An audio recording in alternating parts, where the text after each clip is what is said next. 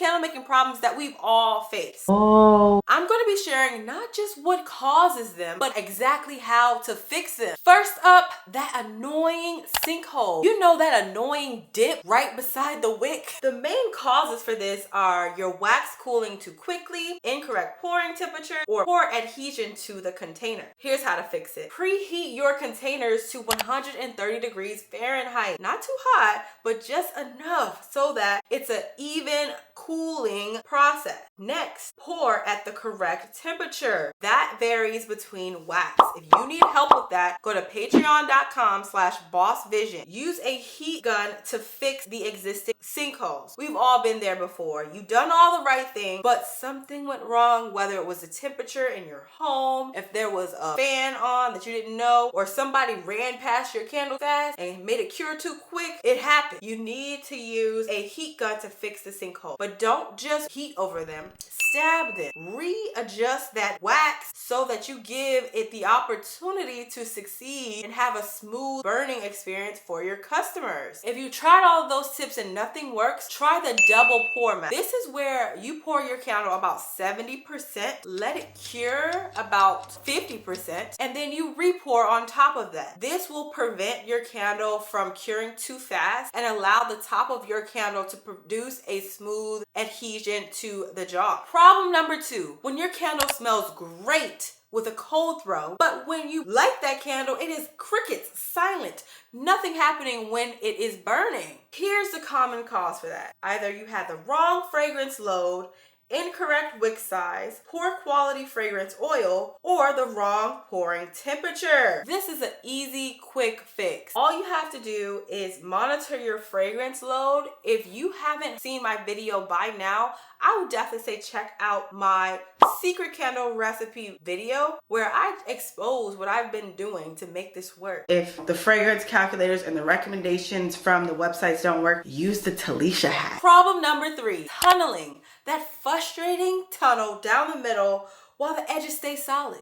Okay guys, for the purpose of this video, I made a bad candle. I wanted to give you a full accurate depiction of what a tunnel could look like because y'all, that is the most traumatic thing to send out or even see when you're in your testing mode and you've spent all this money. Oh my God, it's gonna be a pain. So I used a wick that was too large and I used the wrong wax. So oftentimes we run into the scenario of thinking that bigger is better, like a bigger wick is gonna get me the strongest hot throw, when no, it has to be the right wick for your jars. Your jars have a certain level of capacity. The molecules in the wax also have to complement the wicks. It's very much science, y'all. It took me like 5 years to get here, but thinking about it, like with soy wax, certain wicks actually respond better to soy wax as it relates to wooden wicks or cotton wicks. It just varies. And I have wick charts on Patreon at Boss Vision,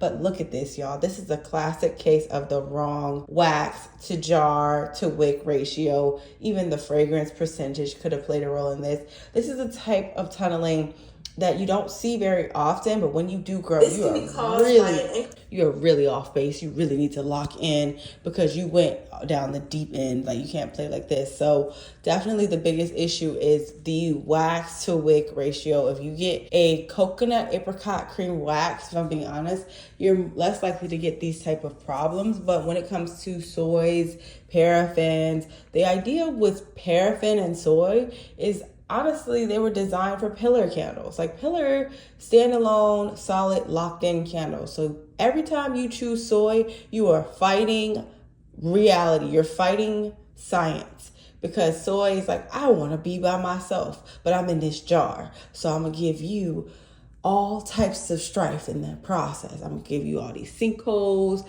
tunneling, weak hot throws, because I'm supposed to be in a pillar, okay? Keep that in mind. Keep that in mind. This can be caused by an incorrect wick size, short first burns, or poor wax adhesion. Here are the easy fixes for that. You need to make sure you're leveraging a proper wick selection chart.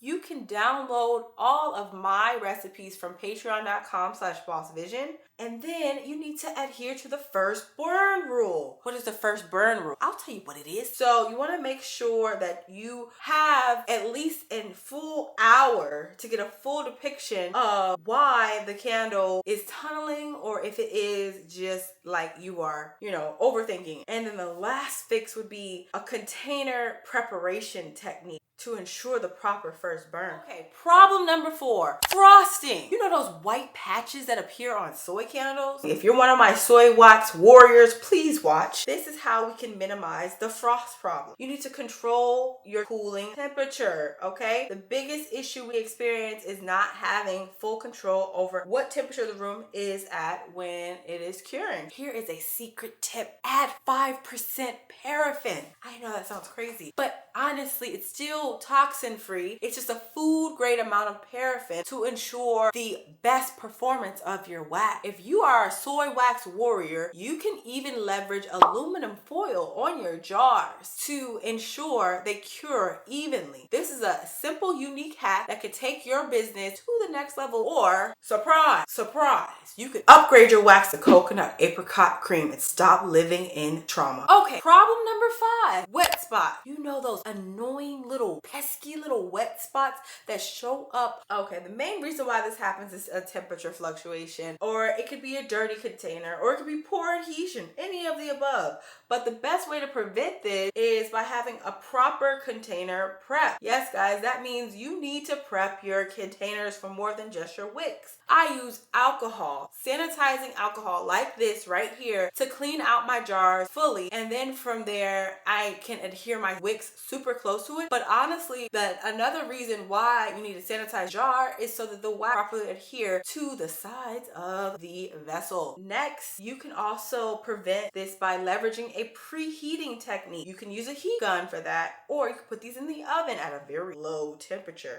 From there, to really lock in on your adhesion method, you could focus on a stronger cooling temperature control. So that could be putting the temperature in your home at least 70 degrees. Don't play. Any lower than that, you're gonna have issues. Any higher than that, a bunch of issues. 70 degrees is a sweet spot. Mushrooming? Oh my God. You know when your wick creates that ugly mushroom tip and it goes pop, pop, pop, pop, pop, pop? The main reason for that is the wrong wick side. Another reason why your candle is mushrooming is because you're not trimming your wicks. I used to get candles from Bath & Body Works religiously, faithfully, all the time. And I didn't actually trim the wicks. I just relight the candle and you wonder why there's all the particles everywhere. It's sooty, it's black, it's just done for, it's ran through, right? Because you didn't take proper care of the wicks. So mushrooming isn't really a problem in terms of your recipe, but it's more so the candle care. I definitely recommend you including mushrooming in your candle care guide that you offer to your customers. What's a candle care guide? Candle care guides are a great lead magnet to drive more emails to your website. A lot of times we got monitoring spirits. I'll be honest with you. There's a lot of people who are going to go to your URL, look and leave, right? Look and leavers, right? You want to eliminate a lot of look and leavers by actually giving them something of substance so they stay for a while, something that they can read through. So having a downloadable guide, such as a candle care guide, can make you an authority in your niche and they feel more comfortable with you because they spent more time on your site. 10 out of 10 recommend. If you need help with that, patreon.com/bossvision. I got your back. I got you. Problem number 7, when your candle tops look bumpy instead of smooth. You know, when it looks like a rocky road instead of a smooth trail, the issue. The number 1 solution for that will be the heat gun technique. So in the industry, if you have a